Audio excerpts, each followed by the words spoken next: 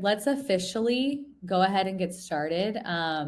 Like I said, people will jump on and jump off as we you know proceed through the call.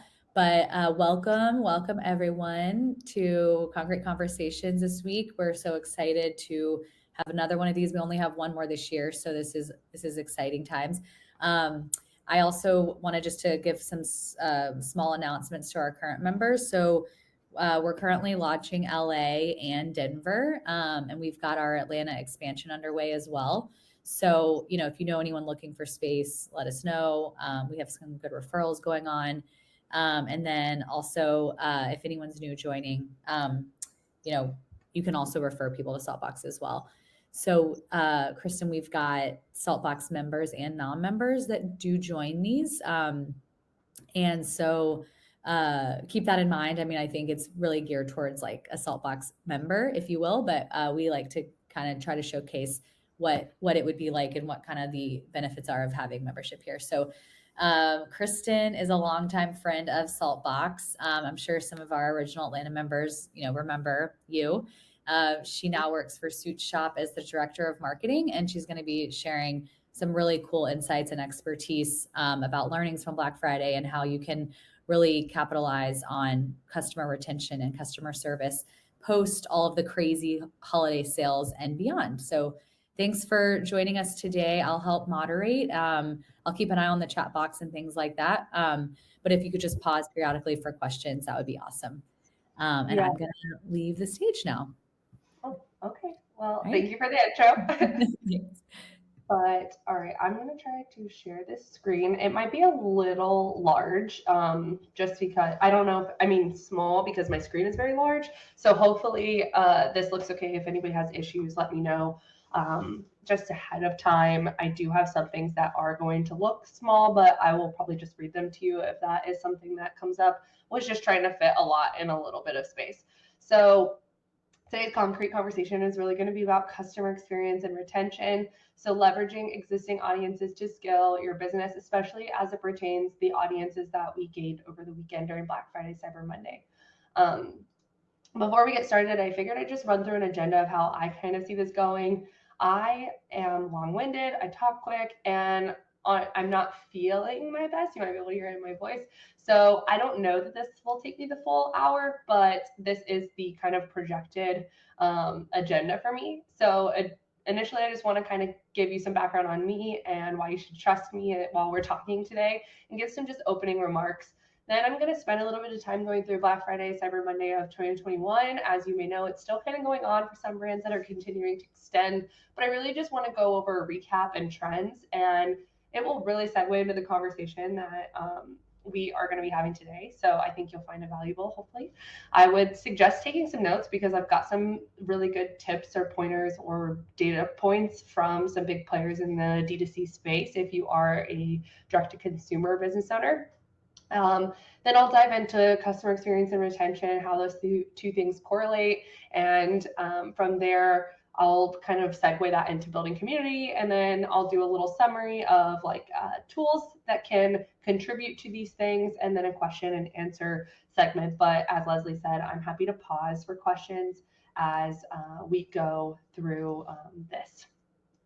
So first of all, hi, I'm Kristen. First and foremost, I am the marketing director at SuitShop. I've been with the company for about a full year now. And since joining, we're on track to grow about 125 to 130%. Will really just depend on how this last year goes. So it's been a really exciting time to be part of this brand. In addition to that, I do a lot of things on the side. So if any of you are logging in from Atlanta and we have met in the past, you probably know that there are a lot of different things that I like to do. So the things that I focus on currently are I act as a contributor or editor at the Quality Edit, which is a great PR opportunity that covers all things D2C. We kind of signal ourselves as your BFF with taste. So it's a great option for press if you have a product that might need a review from them. I also am an investor and advisor at a dog food company called Yum Wolf Natural Pet Food. And I am a creative strategist and content creator on the side for a few different networks, which I can potentially dive into a little bit later if it fits. And I also am a freelance marketer working with companies like Bloom, which is a larger skincare brand based out of Canada, but sells primarily to US markets, doing a lot of email marketing. So apart from just these things that I'm working on currently, I've been working in D2C for about 6 to 7 years almost. And as Leslie mentioned, I used to help a lot of the Saltbox members. And prior to the pandemic and all of this shutdowns and closures, I had an office at Saltbox. I loved the community, and was there really with another colleague to try to help build your businesses so that you could take up more space and grow and scale. So that's a little bit about me and how I relate to the conversations that we're having here today. So the first thing I wanted to do was just do a quick Black Friday, Cyber Monday recap. And I really just wanted to cover 3 big wins that I have continued to see across my network. So I'm very heavily plugged into Twitter, and I have a lot of connections on here that are either agency owner, brand owners, operators, etc. So these were just some things that I've seen consistently from multiple people, but I just pulled some big ones from some threads that I was in. So first one is from the founder of Muddy Bites, which if you are not familiar with them, they sell the bottom of sundae cones only. So you can buy these little like yummy candy treats. And well, something that he noticed is by adding the BFCM pop-up offer on their site, even though people didn't need to subscribe for their offer, they were getting much higher conversions. You can see here they went from a 2.4% conversion rate to 8.5% conversion rate on their pop-ups for email and SMS, which I think is just nuts. But he furthers this point and says that they changed from instant to a 10-second delay, and it with just the Cyber Monday copy on Monday, and it was starting to convert at double that rate at 14 to 18%. So there were a lot of maximized pop-up conversions during Black Friday, Cyber Monday. I would definitely take note of this for next year.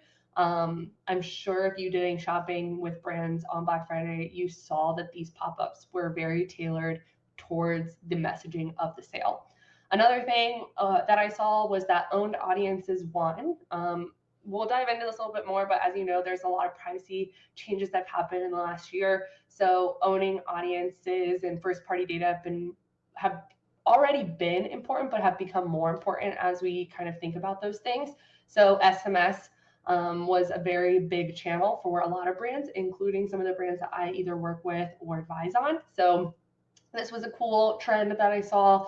And then another thing that has tended, like to me, I've seen it over year, but here the evergreen creatives really stole the show. So people reported on so many different accounts that their evergreen creative that they've been running long before Black Friday, Cyber Monday really killed it this year with sales and had lower CPMs, very clear messaging. There was just no surprise.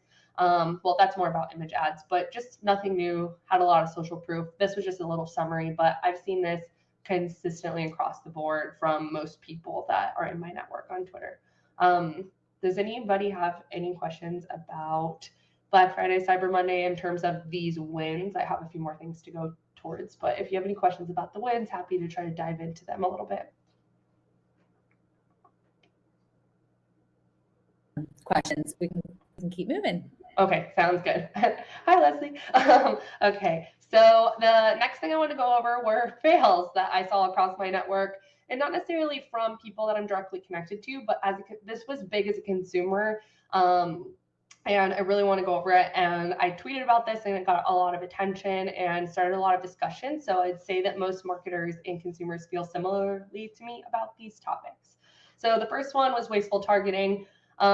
This could be, geared towards Facebook ads or paid social, but, I do realize that there's been a lot of changes with iOS 14 and 15 updates. So we can't really track people the same way that we used to in terms of excluding people based off purchase behavior on their pixel data. So I want to kind of send a little note to that there are workarounds for that, but that's not the main point I'm making here.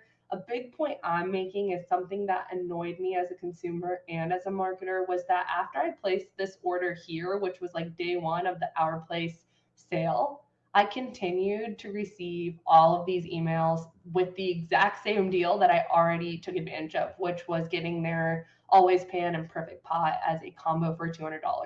So if I were to make any recommendations here, it would be to exclude anybody who's made a past purchase or make a segment of people so that way you're at least giving them different messaging if you're trying to get them to purchase something different versus that pot pan combo. Leslie, did you have something to add or did you just pop back up? Yeah, so it's just really small. So I just wanted are you just showing like a sample inbox of just getting Yeah. like the same things over and over again? Mm-hmm. Okay. Yeah. I So just want to clarify that for anyone who's on the recording, who watches the recording after. Just wanted to make sure. yeah. So Thanks. this is just a screenshot of my inbox, and if you can't see it, I'll run my mouse over it. But this is one email where I can my order confirmation, and then there's 1, 2, 3, 4, 5, and I didn't even include everyone, but there are 5 more emails about the exact same thing that I ordered, where they didn't exclude me or segment me. So that's just a screenshot of my inbox. Yeah. Yeah, I got that as well. So yeah, that's happening. It's annoying. Yeah, it was super annoying. Anybody that I worked with on scheduling email marketing, I specifically built a segment of people that was like exclude anyone who made at least one purchase from the 22nd through the 29th. Like obviously depending on what dates your sales were running. But I use that as an exclusion segment. If you happen to be using a different ESP or email service provider than Klaviyo, it might not be as simple. Bloom, a client of mine uses retention science, so I had to make a segment of people that was everybody in their market, excluding anyone that did this. That was its own kind of segment that they call it an inclusive segment. So there was kind of layers there. So if you have any questions about how to make that type of segment, happy to dive into that. Just reach out. Yeah, I was going to say that would be a great thing for anyone who's on the call to reach out to Kristen directly. She does a lot of, obviously she mentioned this earlier, but a lot of like great like consultant work with like companies just like yours. So we'll share all your information. Yeah, what's the best way to reach you? Email? Yeah, I have a little slide at the end that has like my social handles, and then Okay, great. if I don't know if we said to recap, but I'll also put my email in the chat. Awesome. Great. We'll do that. I'll add that right now. This is my personal email. That's like I do more business if you need like consulting or have questions. And then basically the next thing from here. So wasteful targeting was the first fail that I saw in my opinion from Black Friday to Cyber Monday. The next one was repetitive offers. I saw this way too many times, and it was extremely frustrating to me as a consumer, but it was annoying to me as a marketer because it was a super lazy practice. So this brand, I love this brand. I love their bags. They make vegan leather. It's great. I actually took advantage of this exact same Black Friday deal last year. I bought 3 purses from them on 3 separate orders so I could get 3 free jewelry boxes that I filled for all the women in my life and gave them as like a little gift box. So this was really annoying to me because I was so excited to see what they did this year. And then they did the exact same thing as last year. And they say up to 50% off, but we all know what that means. And so the things that I wanted to purchase were like $10 off, and they have like $200 products. So to me, this was a very sad offer, but this wasn't the only example. Another great example for me of this was somebody actually had the same exact code that they had from last year, which was cyber.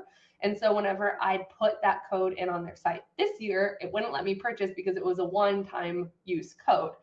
Probably one of the biggest mistakes I saw on Black Friday that annoyed me. So I still made a purchase with a different email, but I mean, get a little bit more creative with your codes, or at least realize that you might have somebody who filtered in from the last year, because I purchased on one of the last days of their sale, so I'm sure they lost a lot of people because of that mistake.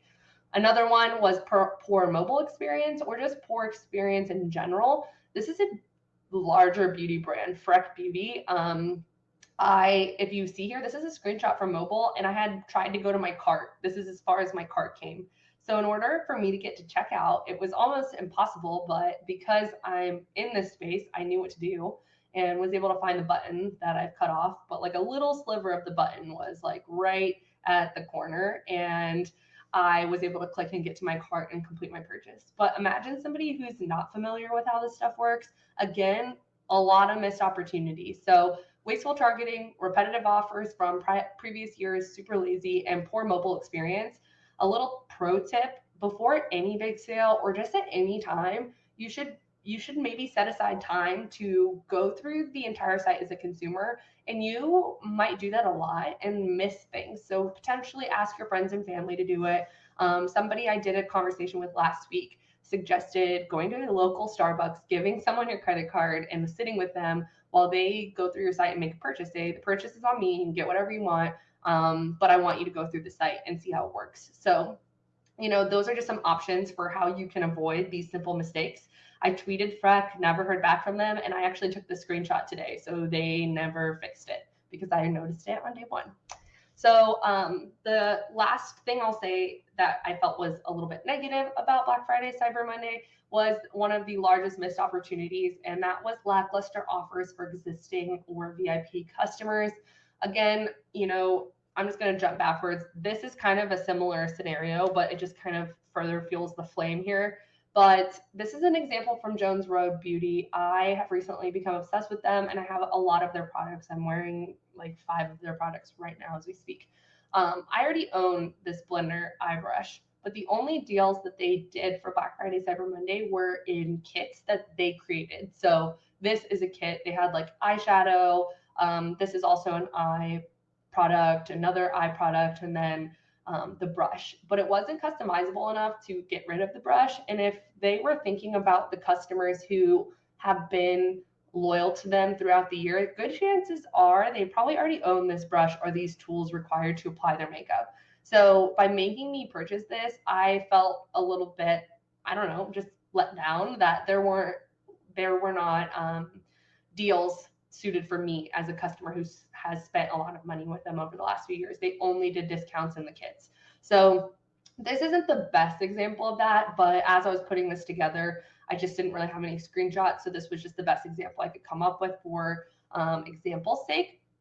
But basically, again, there was a lot of focus on the new top of funnel conversions that you could be making. However, if you already own an audience and they're already spending money, they've probably been waiting for the sale all year and feel very disappointed when you're doing things like using the same code or using the exact same deal from last year or creating these kits that really cater to people that don't have any products from your site already. So, and those people are way more expensive to convert, those new customers. Like, you're paying those high CPMs on Black Friday to get them to your site, and then you're catering to them, versus the people who already know you are going to spend a lot more money and you didn't cater to them. So keep those things in mind for next year. But the last thing that I will talk about is on a positive note for Black Friday, Cyber Monday, and that's 3 examples of brands leveraging their VIP communities.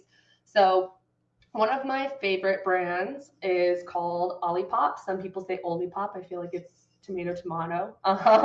But Olipop is a brand of tonic that is made with probiotics, and they do some classic soda flavors, but it's not actually soda. So has prebiotics, not probiotics, about 2 grams of sugar. It's just a really great product overall, and I'm obsessed with it. But their community building aspect of things is amazing. These people are great to follow if you want a good idea for how to build community. So this example I'm using is actually a SMS from their director of customer experience. I am connected with him on Twitter. He did actually write this text message, and he just spoke to people like people, and this was sent to a very segmented audience. In case you cannot read it, I will read it. It says, "Hey, it's Eli, Director of Customer Experience here at Olipop. Sure, your phone's been blowing up with deals left and right, so I'll keep it brief. Get 25% off our pop when you use code DRINKUP at checkout during our biggest sale of the year, happening right now. You know what to do," and then a link. So it's just, he spoke to these people like they're people, and this was to a very segmented list. There are tons of people on their list that didn't even get this email. Another example is from my friend Chris McEwen. He told me the brand, but I forget which one it was exactly, but it was a fitness athletic wear brand. Basically, they did a gated, password protected VIP sale for up to 75% off. Public was the same offer with an additional code, tiered sale 2. Basically, they did something different every day and gave their VIP community a little bit higher of a discount, and they gave them that exclusivity with the password protection. So this, he said, did super, super well for his client. And then the last thing is Bloom, my client. they did an early access as well. They gave a code. I cut it off just because space, but they did buy two get one free, and they gave their VIP high LTV Bloomtopia members a 24-hour head start on their sale because they are known to sell out of their most popular products during big sales. So these are just 3 examples of leveraging VIP communities, and I hope that somebody watching this can utilize some of this for next year's Black Friday, Cyber Monday. So from there, I want to go into how this ties into customer experience and retention. And then a quick summary of that is by providing a great shopping experience, you're able to retain your customers. By building community amongst those customers, you're able to scale their lifetime value and increase social awareness / social proof. So that kind of speaks for itself, but I'm going to dive into that using just an example from SuitShop, since that's my full-time job and what I'm most familiar with. So the big thing here is understanding your big, most frequently asked questions so that you can relieve pain points and provide a great experience. So for SuitShop, I mean, if you've ever shopped for a suit, you can know that it probably requires going in person, getting fitted, measured, feeling the fabric, maybe comparing swatches, all things that you don't really get with an online suit shopping experience. So over the last few years, we've really listened to our customers to be able to provide these tools and instances for creating a really great experience to kind of relieve any fear they have shopping online for suits. And we go above and beyond. So I'm going to dive into that a little bit. The first thing is that we have a free swatch program as well as a free 7-day home trial for our couples. So customers can really find confidence in, comparing colors against bridesmaids dresses, or if it's for a special occasion, they might not need this part, but a trial might be a great fit. So that way they can make sure it fits accordingly and that they really like the fabric. So it really just helps the overall shopping experience. This is one of our biggest converters. We really track how these perform. Next thing is we have a data-backed fit finder and virtual fittings. So couples and individuals can visit one of our 3 in-person showrooms if they really want to go and try things on for themselves and see it in person before ordering. Even if they do go in person, it's not a retail facility. They do not shop there. They still order direct to consumer online. We also offer a virtual showroom experience where people can come meet us online, and we use a tool for that I'll cover at the end. And we have, just basically a lot of tools for them to feel comfortable finding their fit and seeing things online, making sure that they really know that once they do get the product, it's going to work for them. And then the last thing is that we offer free shipping and exchanges. So if they don't opt for the trial, if they've gone through all of this and they do happen to get something that doesn't fit them, which that case is pretty slim, but if they do happen to get something that doesn't fit exactly how they're looking for, we're going to cover the exchanges and make sure that they do get something that fits as it should for their big special day or event or whatever the case may be that is requiring a suit. From there, just going to dive into this. You're definitely not going to be able to read these, and I totally understand. But providing a great experience like that and kind of hitting and answering all their frequently asked questions before they even have them will lead inevitably to retention and referrals. So this is how we're able to drive reviews and referrals. So really quick, and these kind of all correlate with the points I'm going to make at the bottom. Because of the experience we provide, we have thousands of 5-star reviews and have suited thousands of weddings. Between our site, Google, and other review sites, we have thousands of 5-star reviews for our all-around experience. From groomsmen to groom. So we hear a lot of stories of, I was a groomsman in a wedding and I had such a great experience and I'm now using you for my wedding. This is one of the most common ways that we see retention. And often, people in weddings, even if they don't find themselves getting married or they're already married, they will go and tell everybody they know about us because they're sick of rentals. They want to be able to own a suit for that same cost. And then moms love us. And this is just a funny little note because whether or not you realize it, a lot of men and women's parents help them with their suit shopping or suit buying experience. We deal with a lot more moms than I personally thought that we would at, considering that stage in someone's life that they're at.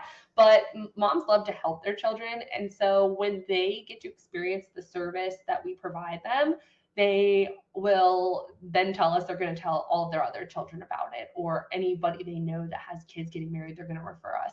So that's what these examples really are. Um, this is a good one. It says, my daughter used you first, and then the guys wore slacks, vests, and ties. A year and a half later, my son's bride used the same suit, adding only the jacket. 18 months later, jacket still matched the original pants and vest perfectly. As the mother of the bride and groom, this was a huge cost saving for me, and in the end, my youngest son had a perfectly matched three-piece suit. When I hear that a friend's son or daughter has gotten engaged, I always recommend SuitShop. Thank you. And so this is just one example. Another example says two things. First, I believe returns should be arriving soon.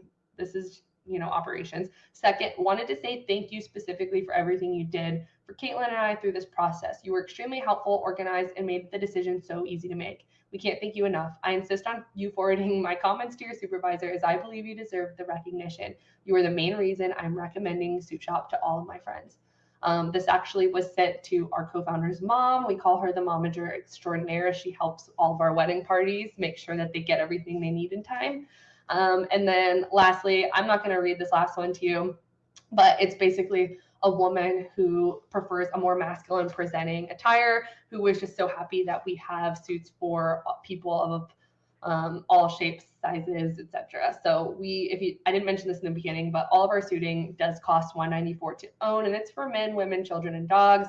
And all of our pieces are sold as separate. So a lot of people find if they like a more androgynous style, they might mix and match a woman's jacket with a men's trousers. So that's kind of what this review is about. So,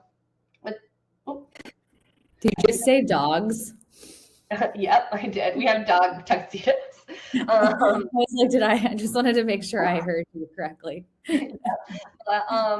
this is just like a really great example of just the overall feedback that we receive. And believe it or not, this is all from the last week. So this is just from when I say the last week, I mean this week. So we're on Wednesday, and these are just a few of the things that have come through that I've seen in our Slack channels or in some other apps that we use that I'll go into in a little bit. You might recognize this one. It's gorgeous. But with that being said, it just is furthering my point that a great experience can cause not only retention, like this mom who's brought all of her children back, but it also is referrals, people suggesting that they're going to tell every single person they know about us. And so if you can really provide this experience, you're going to have that retention and referral. So next, I wanted to just dive into tools for, the tech stack that allows us to build this experience and what can help you depending on where you are in your business and kind of what your needs are. So first and foremost, this screenshot is not meant for you to see all of the information. The biggest thing that I wanted to point out here is all of the splits and conditions that I have. This is an abandoned cart flow for me. I get very targeted with this. I could get even more targeted, but this does well for us, so I'm not too concerned about it at the moment. Maybe when it's time for a refresh, I will look into it more. But basically, as I mentioned in one of the previous slides, we have a lot of conversion opportunities. So that could be a swatch, it could be a trial, it could be group registration, etc. So that's what all these splits are for, is based off what's in someone's cart or what actions they've already taken. So this is if someone's had a swatch or not, if somebody started a group or not. And then this is kind of just, the standard abandoned cart. They didn't create a group and they don't have any swatches in their cart. So they're just maybe abandoning a jacket or a vest. So as you get deeper into this is even like if they did create the group, have they ordered a swatch in the past? Have they ordered a trial in the past? And according to kind of what that split defines, what that split defines, we then will follow up with them accordingly. So like this message over here is probably only sent to a handful of people in the last 30 days, but it's a very personalized text-based email that's like, hey, I see that you've had a swatch. I see that you've ordered a trial, but you still have this item in your cart. What's missing? What can I help you with? Do you need an appointment? Do you want to jump on a call? And it's really just trying to make sure that all of their questions have been answered and we've done everything we can do to convert them as a client. So this is in Klaviyo. That's what we use for our email service provider. It is my favorite. I've used a lot of them. Highly recommend if you want really personalized segmentation and automation that fits perfectly with other tools like Gorgeous, which I'll dive to in a minute, and SMS tools like Postscript or Attentive. So SMS, I do the exact same thing in SMS that you've got here. Postscript, that's a little harder to accomplish with Postscript, but I do really love Postscript. We use them first. We switched to Attentive because I'm running down Angela's whole tech stack. I switched to Attentive because I needed more customization in my flows. As you can see, I really like the splits, and Postscript does allow that, but it's in a very like convoluted way. I didn't want to have to build a lot of segments and build a ton of different automations to make that happen. So decided to move over to Attentive. I'm fairly satisfied with them, but if you don't need all that extra bells and whistles, Postscript is amazing. And even some of the brand examples I shared, like Olipop, they use Postscript. So it's a very, very great tool. And then the next two things that I have is Gorgeous and Plaza. Gorgeous, if you're not familiar, it is an amazing like customer service tool. They pull in DMs. What else do I have here? I got DMs. Oh, I have it right here. Social comments, emails, SMS, DMs, and more all in one place. So you can build macros. So if someone's asking a consistent question, like where's my order, you can really build out these things to just be really super quick, automated, close the ticket. You can auto assign things. So I'm auto assigned anything from social. If this person is an influencer asking about stuff, so they got added to me. If someone from press reaches out, they get sent to me. So you can assign to team members based off their roles. And honestly, if you're just a one-person show, it's still a great tool to have, because if you have big social following, because anytime you're mentioned, tagged, etc., those things are going to come in here really nice and easy for you to be able to organize and respond accordingly. Again, just going back into experience, having an organized system for replying to customers, no matter where they're coming from, this is going to be super crucial for you to, again, be able to maintain that and build those relationships and reply in a timely manner. So highly recommend. I grouped Plaza in here because I also consider that into a customer experience option. This is a new app, freshly out of beta, but we have been lucky enough to be the last on their beta, and we're working with them. But they offer really nice branded virtual showrooms. So this will not be relevant to everybody, but prior to using Plaza, we were just using Google Hangouts to meet with people. This gives us a more, again, branded experience. And then we also have our full product catalog in Plaza. So that means that people can really easily add to cart and even check out while in a virtual appointment, versus Google Hangouts, you would have to be doing screen shares and really doing it for the client. And this has just really been helpful to kind of change that experience up. And then lastly, two really important things, both for trials and returns, is the Try Now app and Loop. So Try Now allows you to put trial button on all of your PDPs. If you do offer trials or want to start offering trials, they will take a small percentage, I think 5% of anything that a customer keeps. So if you have slimmer margins, it'll be harder to do. But up until this point, we've had a custom built site for trials, and it's been a really big headache for our team.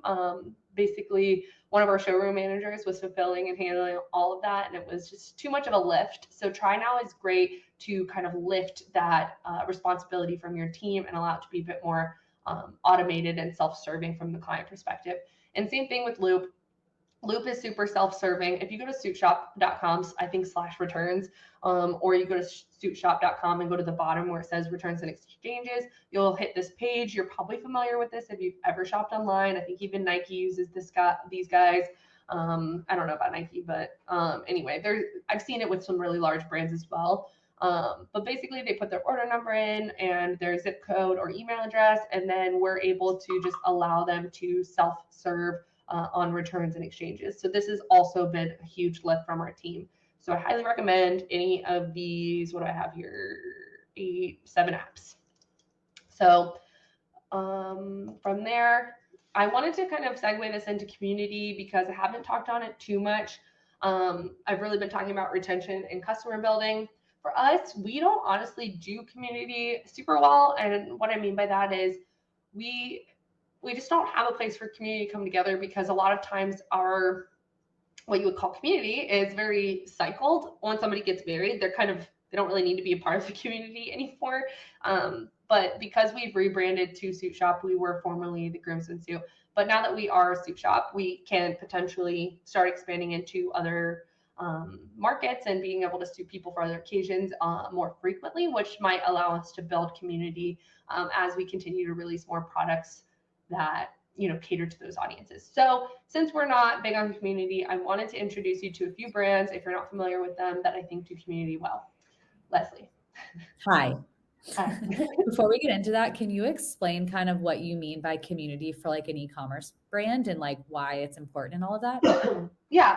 So I'll kind of actually dive into that with these examples a little bit, but basically community is, another word that I like is like a cult following. People that are engaging kind of amongst themselves without you needing to be involved and spreading the good news and the word about your brand for you, and not necessarily influencers or an influencer program, just people that are cult following you. They love your product, they love what you're doing, and they want to be a part of it. So then brands have the opportunity to capture those people and create VIP groups, whether that's on Facebook. And these three do this super well. So again, highly recommend following Olipop. Three Ships Beauty is also a great one, but I'm going to dive into what their community looks like a little bit just right here.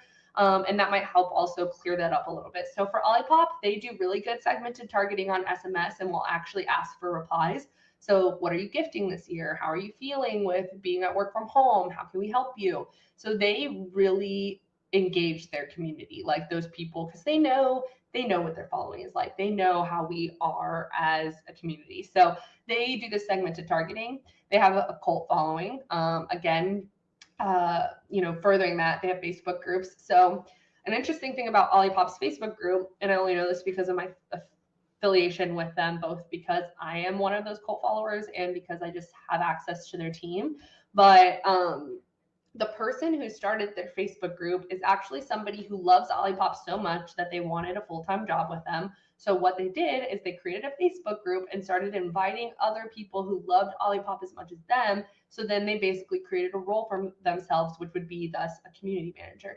So for this Facebook group. So this Facebook group has hundreds of people who, when Olipop releases a new flavor, or even if they haven't released a new flavor and someone just found it at some market in their hometown or whatever the case may be, people are just posting about Olipop constantly. Recipes for cocktails, other blends they like, comparisons to other tonic soda waters like this.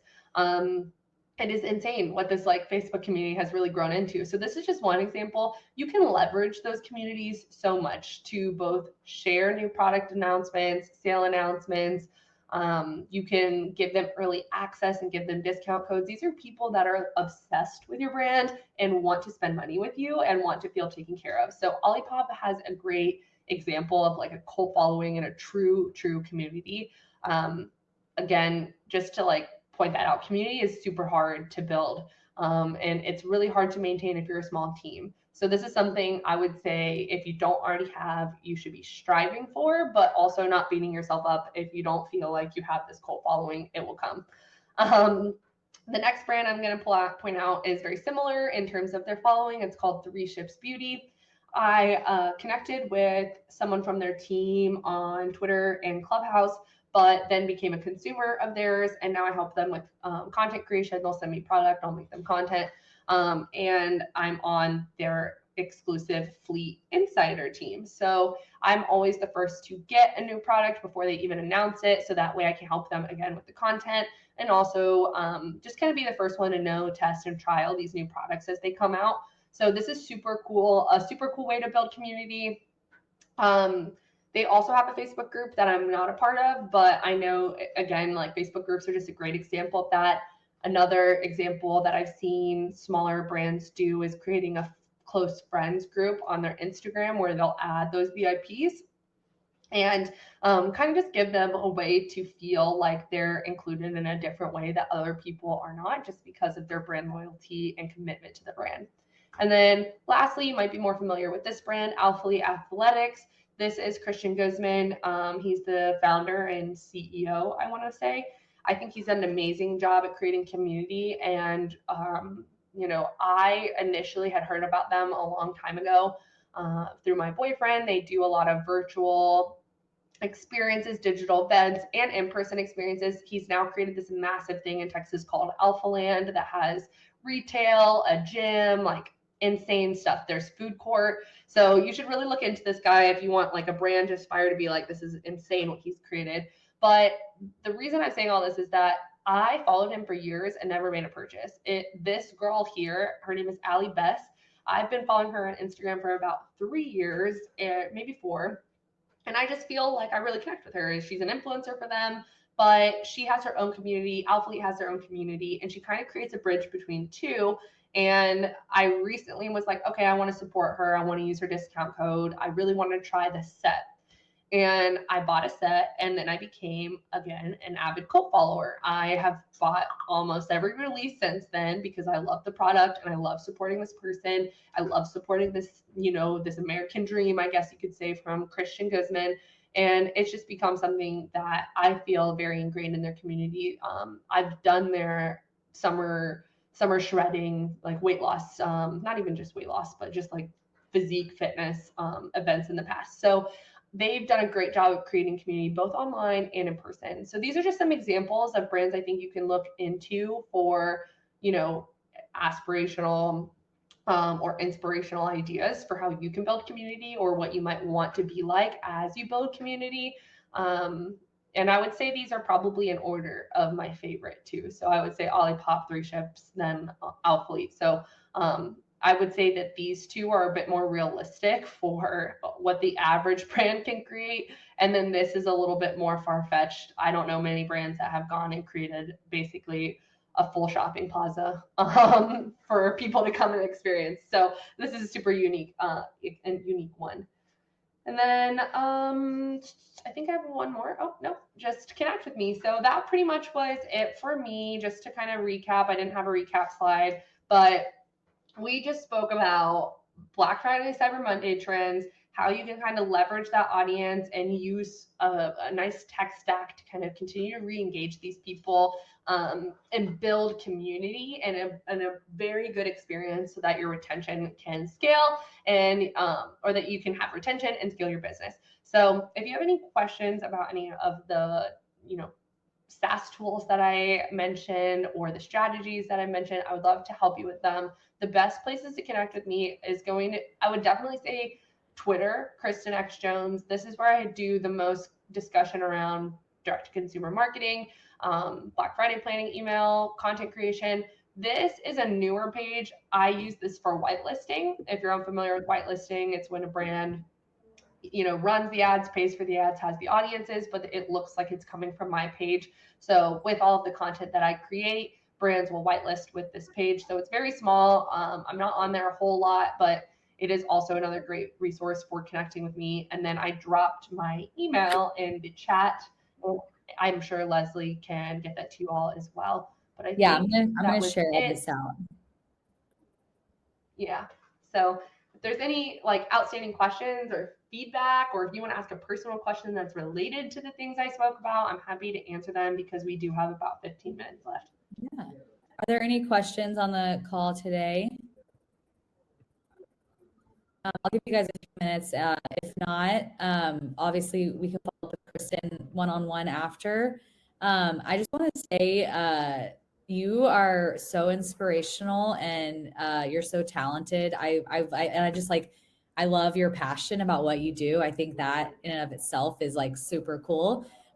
So thanks for sharing your knowledge. And again, I'll share out with the community and we'll share this recording as well. So if we don't have any questions on the call, we'll go ahead and hop off for the afternoon. And just want to say thanks again, Kristen. It was great. Yeah, thank you so much. What you just said was so meaningful. But yeah, if anyone has questions, just connect with me or send them to Leslie or email me, whatever it is. Happy to answer questions. I am super busy, so be patient with me on replies if they're in detail. And then also, I am based in Atlanta, so I have a lot of local connections, but I also have a lot of digital connections all over the place. So if you do need help in certain areas that are further than just asking a question, but you need a freelancer or an advisor, I'm happy to refer you to people that I know. And then the last thing, Nope. I think that's it. So thank you guys for tuning in, and Leslie for having me, and Saltbox also for having me. Yep. Thank you. Have a great afternoon, guys.